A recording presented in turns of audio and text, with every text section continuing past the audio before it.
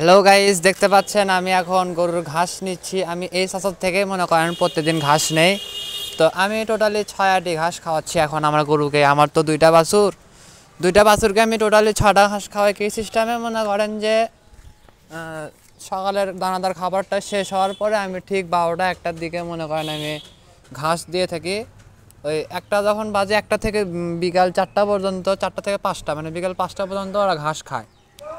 ঘাস খাওয়ায় মানে 6-8টি ঘাস ওরা শেষ হয়ে গেলে তারপর আমি দানাদার খাবারটা দিয়ে দিই। মানে আমি ভাই খাবারের ত্রুটি রাখতেছি না। তো এখন বিষয়টা হচ্ছে আমি ঠিক কত টাকা দিয়ে 6টাটি ঘাস কিনে থাকি।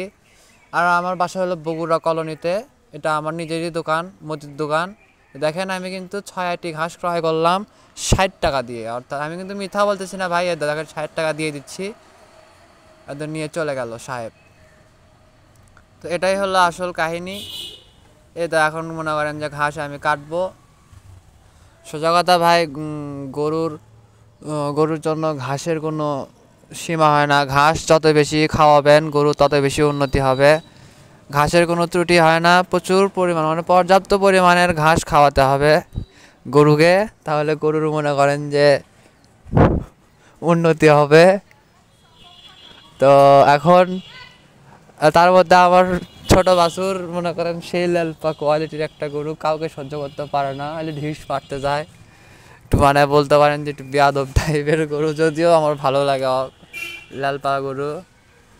তো আর ঘাস যদি আপনারা কাঁচি দিয়ে কেটে থাকেন তাহলে খুব সাবধানে কাটবেন। আমি কিন্তু কয়েকদিন আগে মনে করেন যে ঘাস কাটতে যায় আমার নিজের বুড়া আঙ্গুলকে বলে দিছিলাম।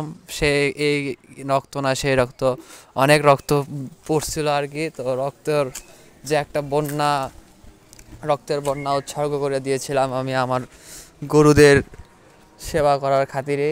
তো এখন বিকাল টাইম, যদিও আমি এখন ভিডিওটা কিন্তু আমি করছি দুপুরে, তবে আমি ভয়েস রেকর্ডটা দিচ্ছি বিকালে।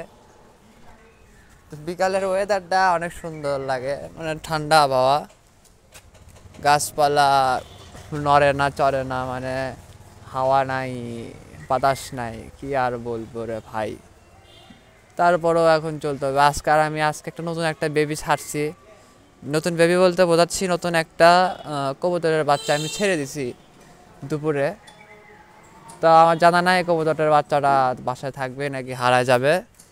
যদি হারা যায় তাহলে কপাল খারাপ, আর যদি বাসায় থাকলো তো আলহামদুলিল্লাহ। থাকারই কথা, আমার যেটা মন বলে, বাচ্চাটা হারানোর কথা না। আমার টার্গেটই হলো কবুতরদের মনে করেন বাড়ি চেনানো, পাশাপাশি গরুর পালন। তো ঘাস খাওয়াবেন বেশি বেশি করে গরুদের। ঘাস খাইলে গরুদের শরীরের মনে করেন যে দুর্বলতা, যে ঘাটতি, এগুলো মনে করেন কমে যায়, শরীরটা শক্তিশালী থাকে, গরুও শক্তিশালী থাকে। আমার ছোটো বাছুরে আপনারা সবাই চেনেন, যারা আমার ভিডিও দেখে থাকেন তারা। ছোটো বাছুরের শরীরে এখন ভালো শক্তি আসছে, আমারও টাইনা নিয়ে যায় সামনের দিকে। মানে শক্তির দিক দিয়ে মনে করেন আমার বড় বাছুরের থেকে ছোটো বাছুরের শক্তি বেশি। কারণ আছে, কারণ ছোটো বাছুর ছোটোবেলায় মায়ের দুধ পাইছে, অথচ বড় বাছুর কিন্তু সেরকম মায়ের দুধ পায়নি। বড় বাছুরটা যে বাসায় ছিল অনেক কষ্ট ছিল, তবে আমি ওকে ভিটামিন, ক্যালসিয়াম যেটাই হোক সব কিছু ঠিক মতো দেওয়ার চেষ্টা করতেছি। আল্লাহর রহমতে ও সুস্থ সবল হয়ে আছে।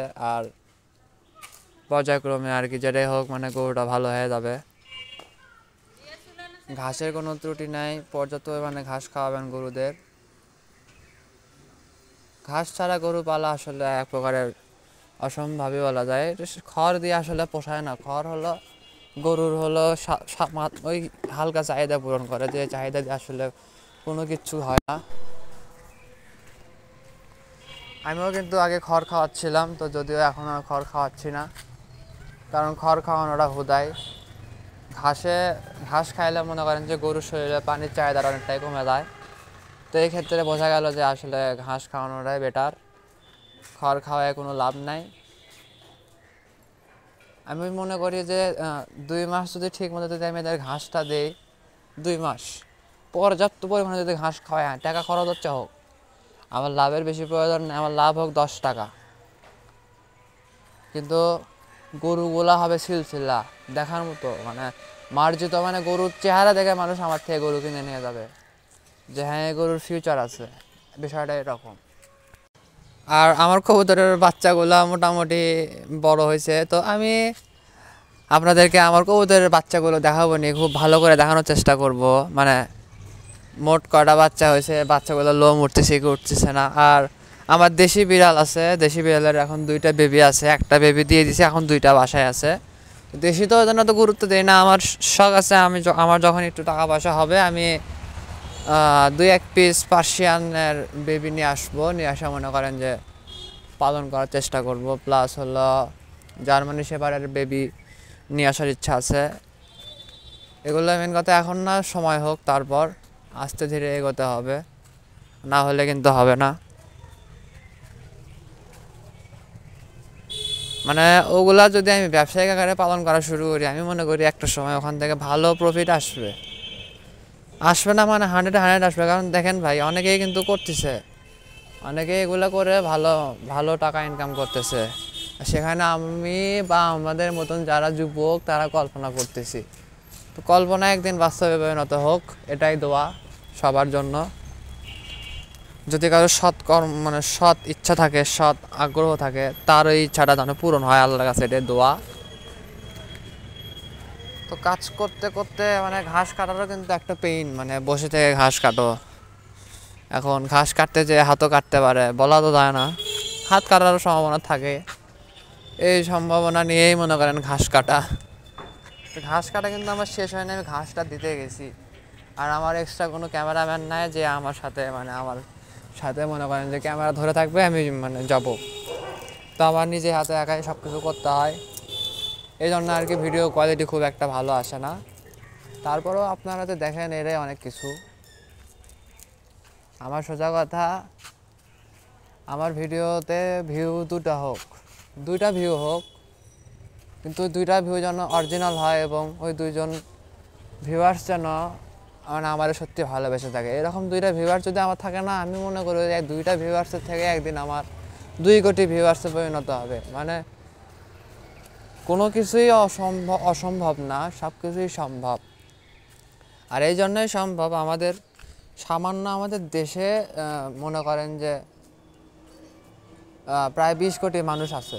তো 20 কোটির মধ্যে তো অন্তত পক্ষে তো 4 কোটি মানুষের হাতে তো টাচফোন আছেই, এইগুলা মানে টাচফোন। তো 4 কোটির মধ্যে যদি 1 কোটি মানুষ যদি আমার ভিডিও দেখে, যদিও দেখে না, এটা কল্পনা কোনো একদিন না কোনো না কোনো দিন তো বাস্তব হবেই।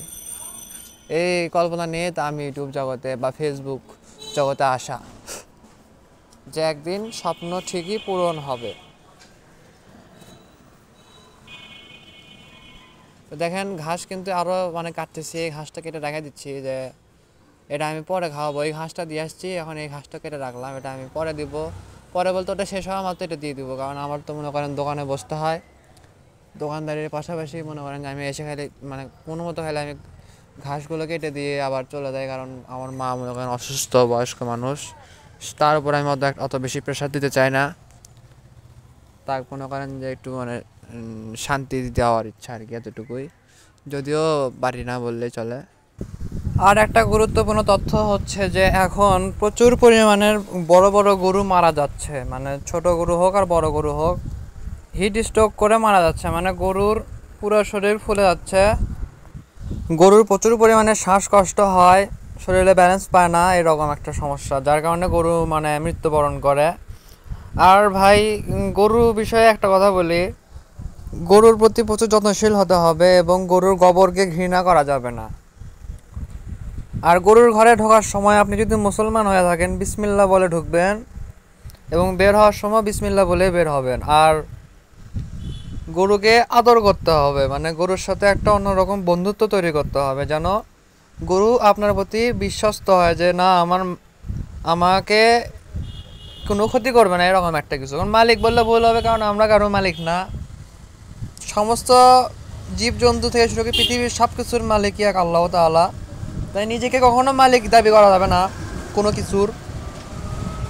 আমরা তো কথা বলি আমি এত টাকার মালিক, আমার এত সম্পদ আছে, আমার এতগুলো সম্পদের মালিক, আমি 10টা গরুর মালিক, এগুলো আসলে বলা হয় না। আমি নিজেও মাঝে মাঝে ভুল করে বলে থাকি, যদিও বলা ঠিক না।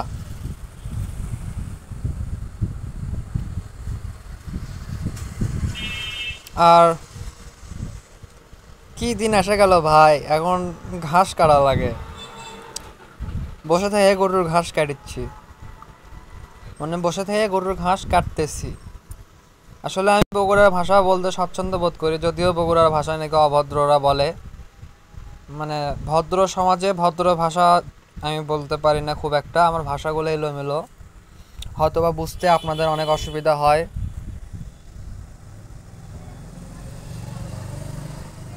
তবে বেকার না থাইকা আপনারা গরুর প্রতি মন দেন। আমি কিন্তু গরু পালতেছি, আমার কিন্তু মোটামুটি ভালো টাকা খরচ হয়। প্রত্যেক মাসে প্রায় 4,000-এর উপর আমার খরচ যায়। 2 গরুর পিছনে 4,200 টাকার মতন খরচ হয়, আমি হিসেব করে দেখলাম। এত বেশি খরচ করতেছি, আল্লাহর কাছে দোয়া চাই যেন এখান থেকে যেন ভালো একটা প্রফিট আসে, সামনে পথে যেন আমি আরও গরু কিনতে পারি।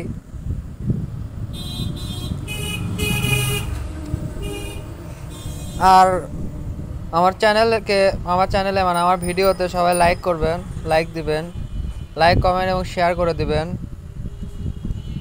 যারা ফেসবুক থেকে আমার ভিডিও দেখতেছেন তারা লাইক আর কমেন্ট করবেন, এবং পারলে একটা ফলো দিয়েন যদি আমার সাথে আমার ফেসবুকে অ্যাড না হয়ে থাকেন তাহলে। এবং যারা ইউটিউব থেকে আমার ভিডিও দেখতেছেন তারা আমার চ্যানেলটিকে সাবস্ক্রাইব করবেন এবং পাশে থাকা বেল আইকনটিতে ক্লিক করবেন।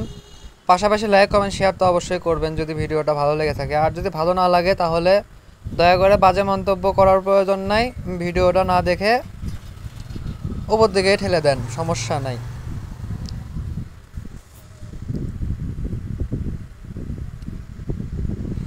তো অবশেষে আমার ঘাস কাটা শেষ। এখন আমি যাব আমার 2টা গরুর কাছে, দেখবো যে আসলে তারা কি করতেছে তাদেরকে। কারণ আমি বলছি, শুরুতেই বলছি, আমি ওদেরকে ঘাস খাইতে দিছি, ওরা খাচ্ছে, পাশাপাশি আমি আরও ঘাস কাইটা রাখলাম, এটা আমি পরে খাইতে দিব। তো আল্লাহর রহমতে দেখেন আমি খাইতে দিছি ঘাস, এরা কিন্তু খাওয়া দাওয়া করতেছে। আসলে আমার ক্যামেরা ধরে রাখার মতন পার্সোনাল কেউ নাই, যার কারণে আমার একটা স্ট্যান্ড আছে। মানে আমি আগে টিকটক ভিডিও করতাম একটা সময়, মানে বোকামি করছে, ওই সময় থেকে যদি আমি ইউটিউবিং করতাম তাহলে আজকে ভালো একটা ফলাফল পাইতাম। যাই হোক, সব কিছু নতুন করে শুরু করছি, একটা সময় অবশ্যই ভালো ফলাফল পাবো আশা করি। তো গরুগুলো দেখতে পাচ্ছেন, আপনারা যদি চান বাছুর গরু দিয়ে খামার শুরু করতে পারেন, খুব অল্প টাকা দিয়ে শুরু হয়। সর্বনিম্ন আপনাদের যদি পুঁজি একবারে যদি কম থাকে, আমি বলি 14-15 হাজার টাকারও গরু পাওয়া যায় আমাদের বনানী হাটে। আমি নিজে দেখে আসছি 10,000 টাকারও গরু পাওয়া যায়। কিন্তু হ্যাঁ, ওই একটু হাট ঘোরাঘুরি করতে হবে, 2-4 হাট ঘুরলে আপনার মনে করেন বাজারের মধ্যে গরু পেয়ে যাবেন। তো ভাই আসলে স্বপ্ন পূরণ করতে কোটি টাকা লাগে না ভাই, অল্প টাকা দিয়েই মনে করেন যে একদিন অনেকগুলো টাকা কামাই করা সম্ভব। মেন কথা ধৈর্যের প্রয়োজন, ধৈর্য দরকার। কারণ মানুষরা আপনার সাথে খেলাতে পারে, মজা নিতে পারে যে তুই এত ছোট গরু কিনছিস, তো এগুলো কথা গায়ে নেওয়া যাবে না, গায়ে মাখান যাবে না, মনে নিলেই অশান্তি। তো আপনাদের সবার জন্য দোয়া, আপনারা যেন একদিন মানে যাদের এসব ভালো লাগে আর কি, মানে গরু ছাগল পশু পাখি তাদের ভালো লাগে, তাদের উদ্দেশ্যে একটা কথা, আপনারা চাইলে চেষ্টা করেন, হয়ে যাবে। অল্প অল্প দিয়ে শুরু করেন, কারণ আমরা মধ্যবিত্ত ঘরের বাচ্চা, আমরা চাইলেও ওই লাখ লাখ টাকা একবারে পাবো না, আমাদের ওই অল্প দিয়ে শুরু করতে হবে। কোটি টাকার সব থেকে লাভ নাই, আমাদের ওই অল্প কিছু টাকা দিয়ে শুরু করতে হবে। যদি কখনো সেখান থেকে যদি কিছু আয় করতে পারি করতে পারবো, না হলে ভাই নাই, দেনেওয়ালা উপরওয়ালা, জব দেতা হে চপ্পর ফাড় কে দেতা হে, এটাই হলো 10 কথার এক কথা। যখন দেয় তখন মনে করেন যে ঢেলে উপলে দিয়ে দেয়। রাখার এমন একটা সময় আসবে টাকা রাখার জায়গা পাবেন না। আবার এমনও দুর্ভোগ আসতে পারে যে কারো কাছে হাত পাতেও টাকা পাচ্ছেন না, মানে না খেয়ে দিন পার করা লাগতেছে, এরকম দিনও আসতে পারে। তো কার জীবনে কী রকম দিন আসবে এটা বলা মুশকিল। তো যাই হোক, আমার 2 গরুর জন্য সবাই দোয়া করবেন যেন গরু 2টা যেন ভালো থাকে। একদিন যেন আমিও বগুড়া শহরের মধ্যে 100টা খামারির মধ্যে একজন ছোটোখাটো ক্ষুদ্র খামারি হিসেবে নিজেকে পরিচয় দিতে পারি, নিজের পরিচয় দিতে পারি সবার মাঝে। আর এটা দিয়ে যেন আমি কিছু একটা করতে পারি ফিউচারে, এটাই সবাই দোয়া করবেন আমার জন্য। কারণ আমার একার পক্ষে সম্ভব না, আপনাদের ভালোবাসার প্রয়োজন। আমি আপনাদের থেকে টাকা পয়সা চাই না, শুধু একটু সাপোর্ট চাই। কীরকম সাপোর্ট এতে আপনারা যে আমার ভিডিওগুলো দেখেন, এরকম আমার ভিডিও দেখবেন মাঝে মাঝে, এতে করে আমার উপকার হবে, এতটুকুই। সো ভিউয়ার্স, সবাই সুস্থ থাকেন, ভালো থাকেন। আবার হয়তো নতুন কোনো ভিডিও নিয়ে আসবো, কারণ আমি প্রত্যেক দিনই আমার গরুর ভিডিও আমি ছাড়ি। প্রত্যেক দিনই যে রকম কাজ করি সেটাই ছাড়ি, যদিও আমার মাত্র 2টা গরু। যাই হোক, চেষ্টা তো আমি মনে করেন যে কোনো ত্রুটি ছাড়ি না চেষ্টা।